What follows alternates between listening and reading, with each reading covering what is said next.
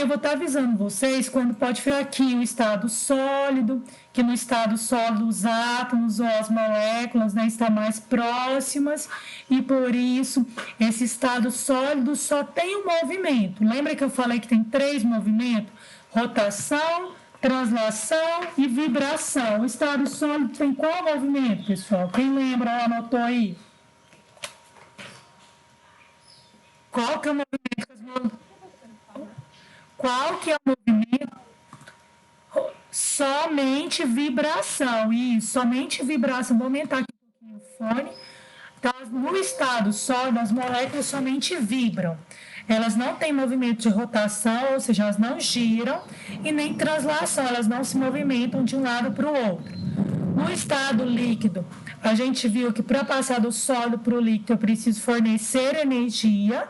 É um processo endotérmico, então as moléculas estão mais distantes. Por isso que aqui a forma da substância já muda. Vai ser de acordo com a forma do recipiente, né? O volume vai ser fixo, mas a forma pode mudar. E aqui já tem 2 movimentos. Continua tendo vibração. E qual outro movimento que as moléculas têm aqui? Quem lembra? Vibração ou rotação e translação. Quais os 2 movimentos que as moléculas aqui vai ter? Vibração e rotação. Isso. E no estado vapor, né, ou gasoso, as moléculas têm os 3 movimentos, então elas passam elas giram, elas vibram, elas passam de um lado para o outro, porque elas têm um movimento translacional também. Aqui, o volume e a forma vai ser fixo ou vai ser variável, gente? Vai ser variável. Isso, e vai ter a forma ou volume do recipiente. Então, se eu tenho um metro cúbico de gás, pode ser o volume de uma sala, o volume de um cilindro. Se esse cilindro abrir aqui, ó, e estiver dentro da sala fechada, o volume desse gás, oxigênio, vai ser o volume da sala. Eu abri a porta dessa sala, então esse gás vai escapar, e aí por diante, né?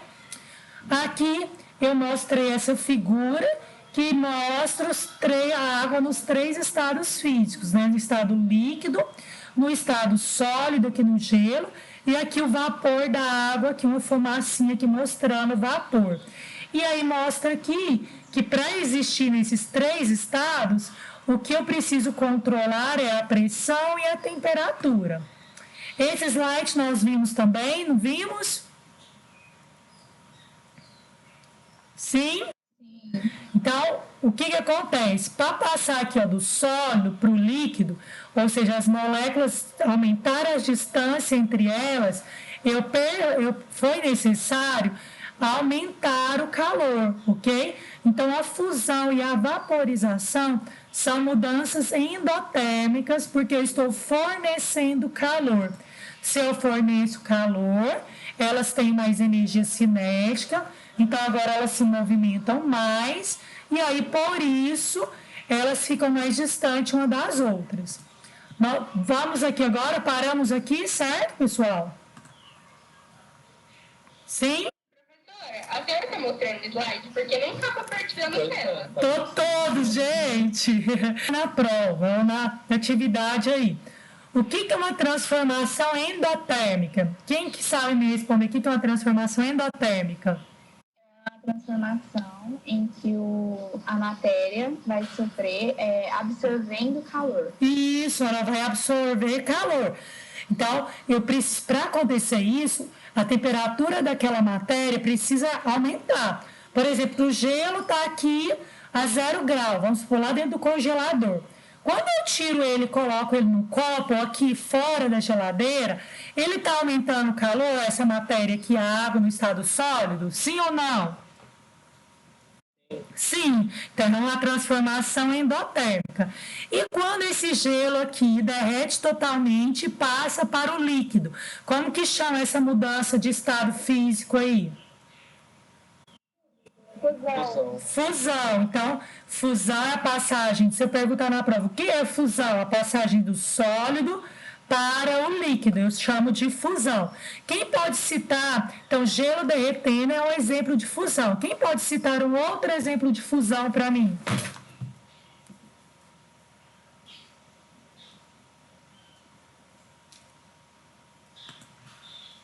Quem pode citar um outro tipo de fusão?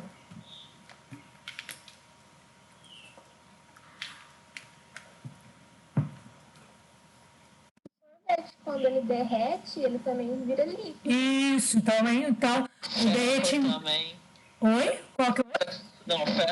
Ferro. Sim. Ele absorve o calor, né? Então, Mas também pode, a gente pode, quando você falar assim, ó, fusão, ou estou fundindo uma placa de ferro. Fundir vem de fusão. Então, realmente, numa prova, eu vou colocar esse termo, fundido, ou ferro fundido, ou estou fundindo uma placa de ferro. Então, esse fundir vem de fusão, também é a passagem do sólido para o líquido, então também é fusão. E agora, se eu pego esse copo de água, e aqui está mostrando aquecendo ele, né, na chaleira, que mostra, mas vai sair o vapor aqui da água. Como que se chama esse processo? Isso, a vaporização, gente, aí vocês vão anotando aí os exemplos, o que vocês acham mais importante. Os slides já estão lá no GR8, tá bom? Mas o que é a vaporização? Existem 3 tipos de vaporização. Nesse caso, quando eu pego um líquido e aqueço ele para passar para o vapor, por exemplo, eu estou fazendo um processo chamado ebulição. Então, se vocês quiserem pôr uma setinha aqui, ó, vaporização tem 3 exemplos. Esse exemplo aqui da foto é uma ebulição. Agora, cita para mim um outro exemplo de um líquido passando para o vapor ou para o gás.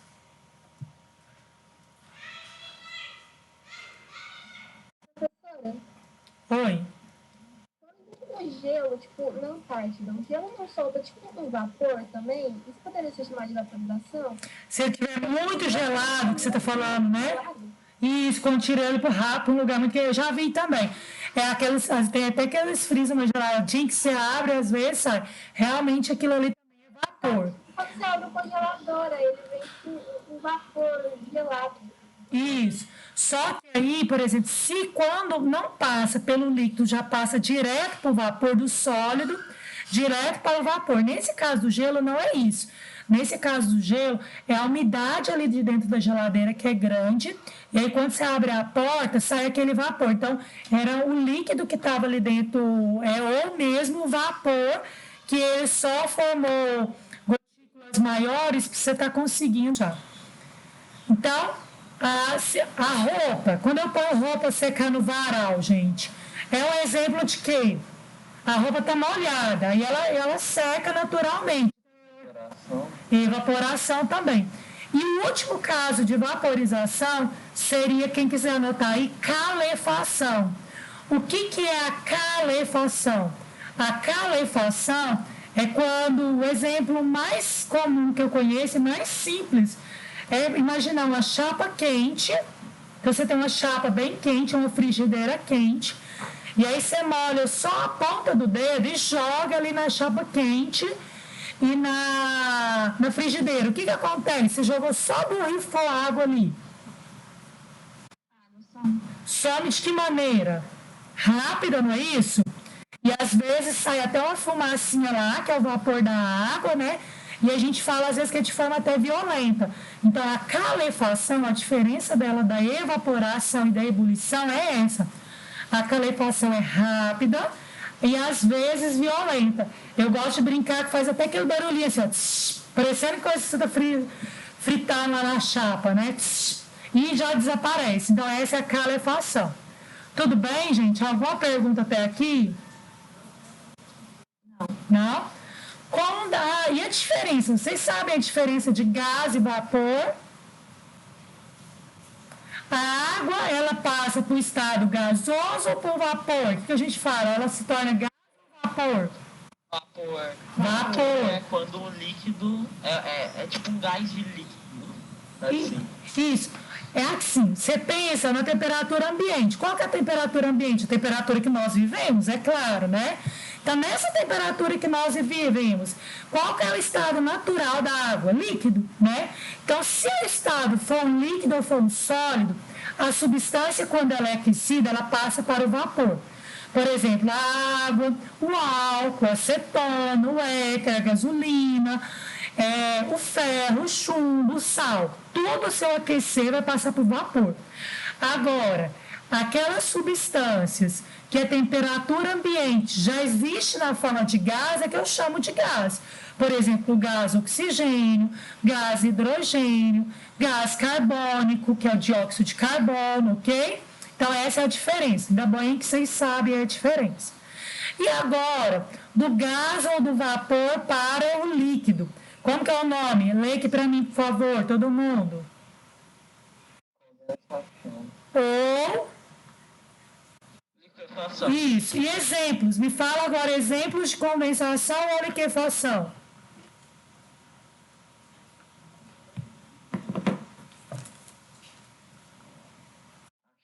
Um exemplo? A formação da chuva, assim, quando ela precipita, né? Na prova, e tem um exercício que eu falo assim, precipitação da chuva. O que é a precipitação da chuva? É a chuva cair, tá? Então, a chuva cair é a precipitação da chuva, ok? Qual outro exemplo, gente, vocês podem falar?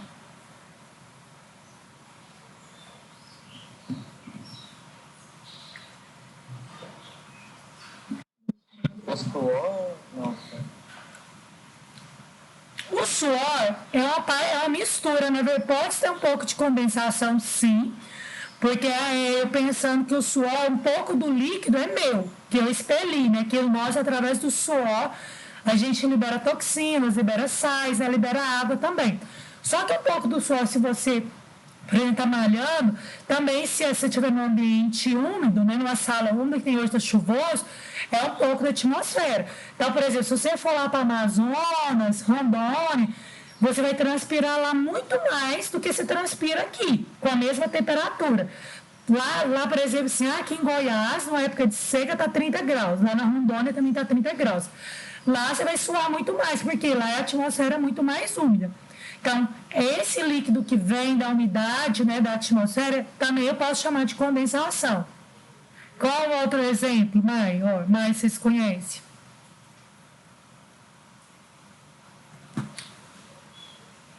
Todo mundo aí sabe o que é o orvalho? Sim. O que é o orvalho? É como se fosse umidade que ficou nas plantas quando já amanheceu. Isso. Você deixa o carro pousar lá de fora da garagem, né? Ao relento, como a gente diz, ao ar livre, né?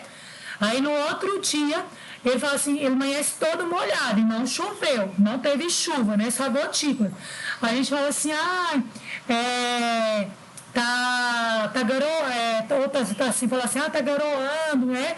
Ou o orvalho depositou aqui no carro, ou nas plantas. Isso, sereno. É a mesma coisa, entendeu? Sereno também. Como que forma o sereno? Por que forma o sereno nas plantas, na superfície do carro que fica lá fora? Por quê, gente? O que é o sereno, o que é o orvalho? Por conta da umidade do ar. Então, o que é o sereno e o orvalho? Você está certo. O que é a umidade? O que é composto? O que compõe a umidade? Qual a substância? Vapor? Vapor Da água? E isso, a água, né? Então, o orvalho, o sereno é a água que estava no ar, né? Quando acontece ficar à noite, o que acontece com a temperatura, gente? A temperatura cai. Quando a temperatura cai, gente, o que acontece? Olha aqui, ó. Quando a temperatura cai, as moléculas que estão mais distantes abaixa a energia delas diminui. Se a energia delas diminui, elas liberam calor. Olha aqui, ó, é um processo exotérmico. Então, eu estou liberando calor. E se eu estou liberando calor, né, as moléculas vão ter menos movimento. e aí elas vão voltar aqui para o líquido que vai formar lá o orvalho nas plantas e o sereno, entendeu? Então é a água que estava no ar, a água que evaporou dos rios, a água que evaporou da roupa que secou, é essa água que vai estar retornando para o estado líquido. Tudo bem, gente? Tranquilo? Sim? Perguntas? Alguma pergunta? Professor, Pode falar. agora que você já viu nossos rostos, assim, pode desligar a câmera? Eu avisei, porque você não ouviu. Talvez você deve ter ido ao banheiro. Eu falei que a hora que eu começar a explicar, podia desligar no final e ia pedir para abrir de novo. Mas quem quisesse desligar, eu já dizia que podia. Gente, olha aqui. E agora, do líquido para o sólido, como que chama? Solidificação. Fala para mim, pessoal, um exemplo de solidificação. Quando você coloca alguma coisa dentro do congelador. Um picolé, um suco para fazer um picolé, não seria? Um suco para fazer um picolé seria exemplo de solidificação, ok? Alguma pergunta, gente? Sim ou não? Não, professora. Não, professora. E se eu perguntar na prova, o que é um processo, uma transformação exotérmica?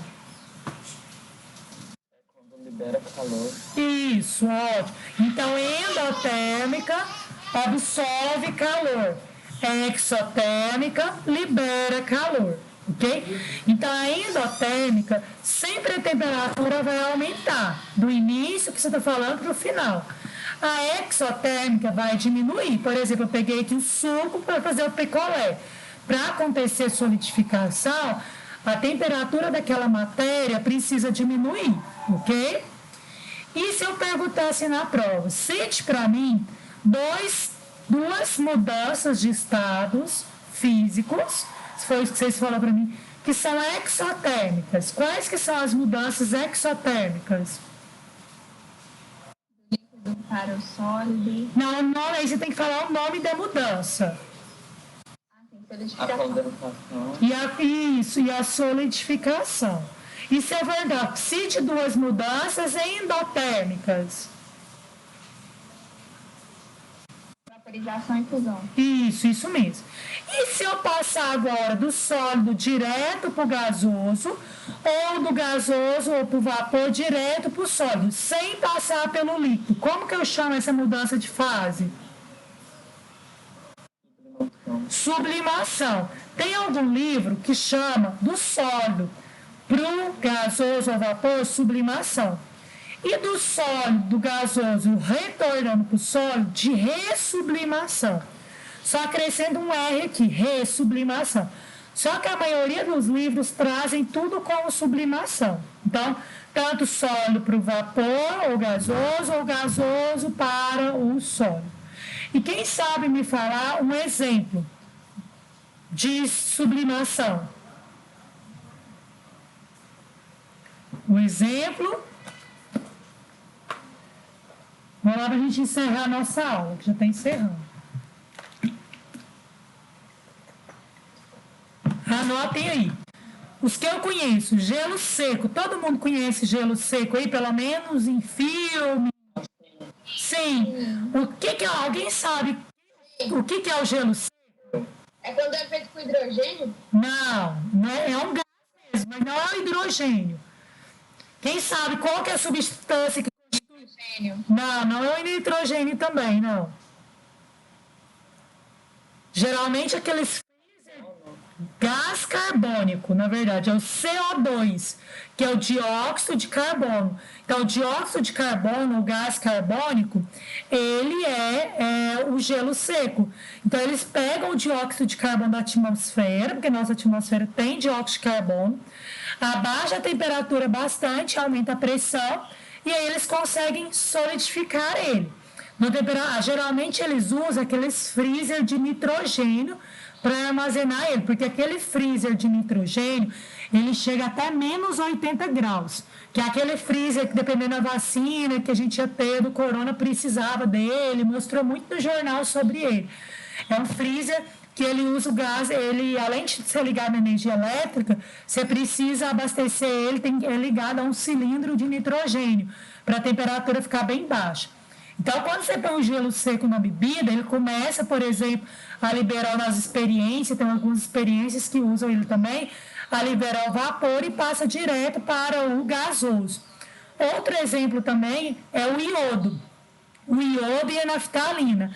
Todo mundo conhece aqui iodo e naftalina?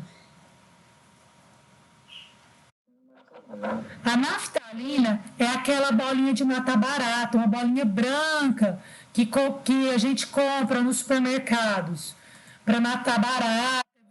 Nunca, evitem usar aquilo, gente. Se mata barato é um pouco tóxico, né? E aí uma vez um aluno me contou que colocava dentro do guarda-roupa de peças íntimas. Pelo amor de Deus, gente, ó, que deu uma alergia perseguida aí, ou no perseguida aí, nossa senhora, tá bom? Vocês não vão matar sufocado, perseguida, incendiar as cuecas de vocês, envenenar as cuecas, calcinha com naftalina aí, não. Não põe esse trem dentro do armário, não, gente. E o outro é iodo. Na próxima aula eu vou contar uma experiência do iodo para vocês me lembrem, tá bom?